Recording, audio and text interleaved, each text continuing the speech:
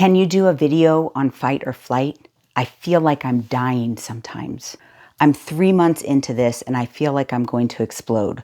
The pain and pressure is so intense. Prolonged grief disorder diagnosis can be given with grief symptoms over 1 year, but I call BS on that.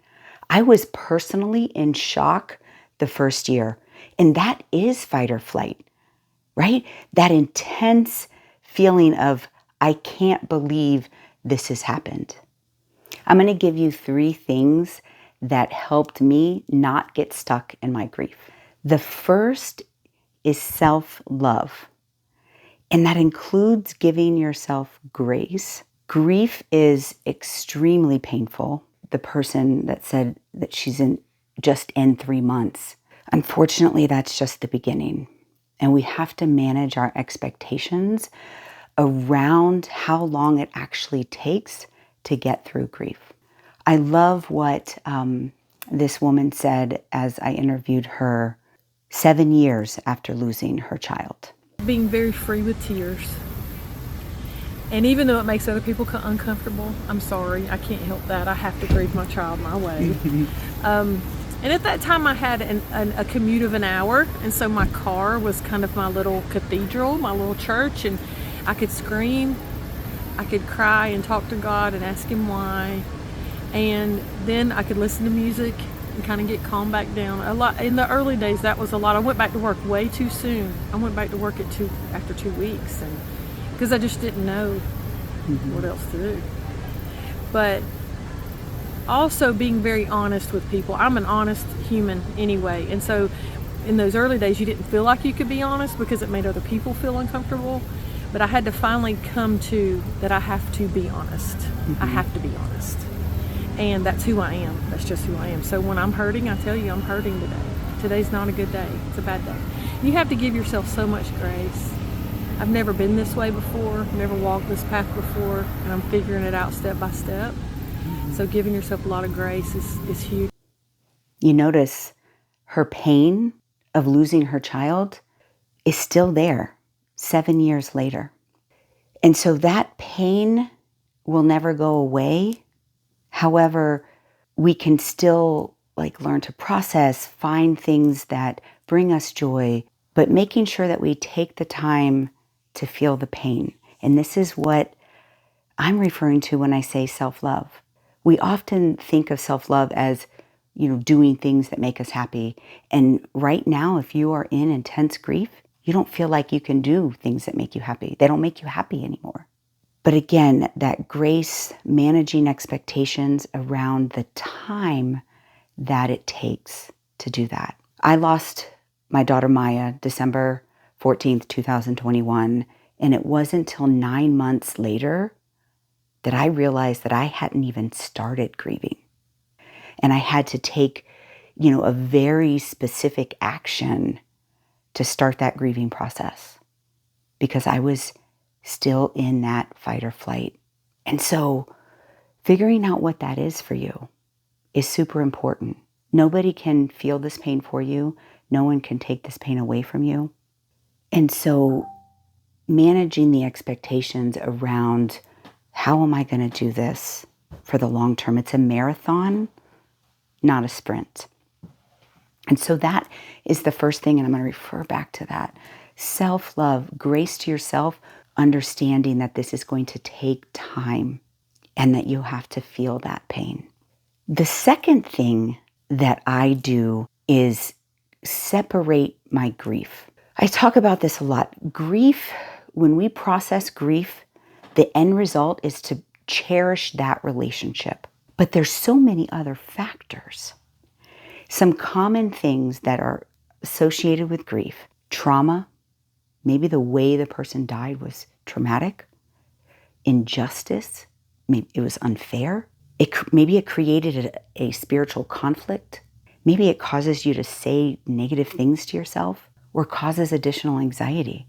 Learning to separate those things and process them and deal with them differently, because when we process grief, the end result is to cherish that relationship. But those other things get enmeshed. Let's talk about trauma. Listen to this woman who found her daughter after completing suicide. I did what I didn't expect to do, which was scream and scream and scream and scream. Couldn't stop screaming. I screamed until I almost vomited, actually. The police had arrived by then and they had to pull me up off of the floor. It's just, I'm still to this day surprised about that reaction, because that's just not me. But it was the me who was her mom who lost her. That is trauma. That's not grief. We don't want her to process that day and cherish that moment. That is not what she's cherishing in grief. And so you see why it's important to separate that trauma from the grief.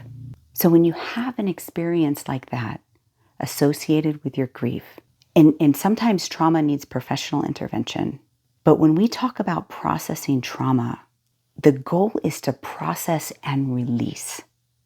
You're always going to remember that day. Maybe it even creeps up on you with flashbacks and nightmares. Every morning, almost every morning, I wake up with the vision of finding my daughter in the morning. That's trauma. That's not grief. That is what I'm trying to release. And I'm coming up on 2 years since her death. So this is a process. One of the most common things is a spiritual conflict. We live in a world where many people have many different belief systems about life after death. But what happens is even if you have a strong belief system prior to intense grief, I want you to listen to what happens to that belief system. That if you were good, if you obeyed the rules, then God would take care of you. And I equated that with keeping my people safe. That's not what he did. He snatched him. He snatched him. And I had done everything that I knew to be right and try to raise them in a way that honored God. Everything in my life revolved around God and obeying and being a good Christian, following God's commands and knowing God's word. But in a moment, every bit of that was pulled into question. That was me. Born again Christian, believing that if I did all of the right things, God would protect me and my family. And he didn't. So then what do you do with that? I like what the next person says of where she was and where she is now. That she didn't stop her spiritual journey, but that it evolved. That's the other thing. I've always grown up as a woman of a Catholic, started Catholic faith. That's how I was raised, then became Christian, and well, whatever. They kind of overlap. Things have changed a lot since then. I've become more spiritual than religious, and that is because it's just been a lot of struggle since I lost her. And some of the things that the church had taught growing up, I realized was, for me personally, a bunch of BS. And, God and I have an ongoing conversation. And it's, if God is the good God that everybody says he is, then he'll understand. But I've been nothing but angry and resentful. I mean, if he can create the universe, why didn't he save my kid? I understand free will. I don't care. And that's just, there's no rhyme or reason. You cannot logically approach things like this. You really can't. Which I started questioning all of my beliefs at that point. So about a year after she died, I had a dream. And the dream was that I could go up to the edge of heaven and she could come out to the edge of heaven, just outside of heaven. And there were rules, like she couldn't touch me all the way, because if I touched her, somehow she wouldn't be able to go back in. It was a weird thing, but it was very, very real. I could smell her smell again. I didn't realize how much I missed that smell. I smelled her hair in her cheek, and I actually could feel her beautiful blonde hair. And the first thing she said to me was that she was so sorry, that she instantly regretted it. She was just really in a bad spot when she did it. It was impulsive. But she was happy where she was, very happy, happier than she'd ever been on earth, and that she was doing all the things that she ever loved doing, and that she's so sorry that she's not with me, and my son, her brother Brad, but that she wanted us to go on and do good in our lives, kind of in honor of her, and despite the fact that she's gone, and she just absolutely. She looked like herself, but better, and she was happy. She was healed. And the weird thing is, you know, we're here on earth and we're feeling so much pain and so much loss without our loved one, and it feels like forever. But when I was up there in heaven with her, or just outside of it, it felt like we'd never been apart. It was like it was nighttime and I had slept, and I woke up and the next morning she was there. It was like we said goodnight and we're saying good morning, and I wasn't mad at her, and I'm really mad a lot right now, but in heaven I wasn't. I too have a relationship with my daughter after her death. I can get into a meditative state and talk to her. I feel like she is always right here on my shoulder, just like in this picture. And she is with me forever. And so it is super important, and this is why, you know, separating this from your grief, getting on this spiritual journey that gives you some connection with a spiritual relationship, that's the only way to make sense of what has happened. Another thing that I talk about is the negative thoughts that start coming in your head. I often said, I'm a bad mother. I should have been sleeping with Maya. I should have taken Reggie to the hospital that day. If I was good enough, smart enough, they would still be here. And try not to hate myself, but you know, as a mom, you can't help it. You're just like, I'm so stupid because I should have known. Like, what? Those are negative thoughts. That is not grief. Negative thoughts need to be changed.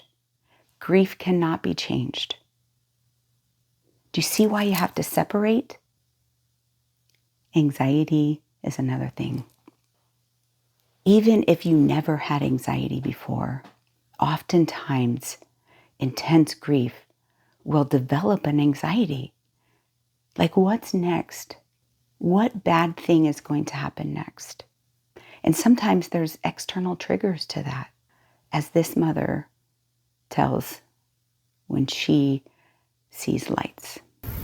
And it comes back, even though this has been 7 years, it comes back to me every time that I see lights.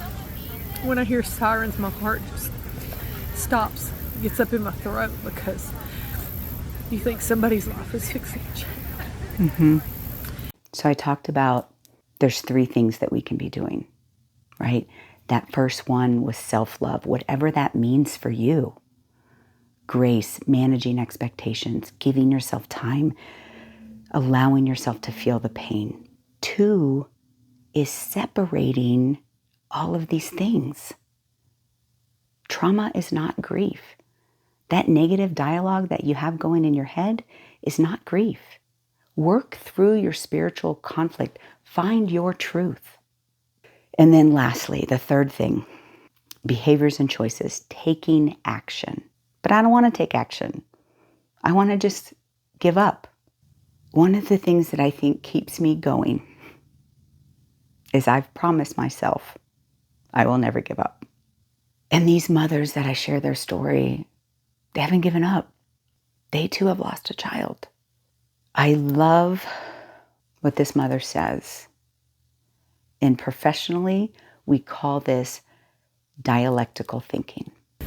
So learning how to, that balance of, I want to tell you that it does get better, but I also have to tell you that joy and pain can live together in the same heart. And they do, they coexist every day in me. I love what you said of pain and joy can coexist. And that's really the only way for us to have. Well, they have to coexist because if you wait for there to be pure joy again, you're going to be waiting a long time. Joy and pain.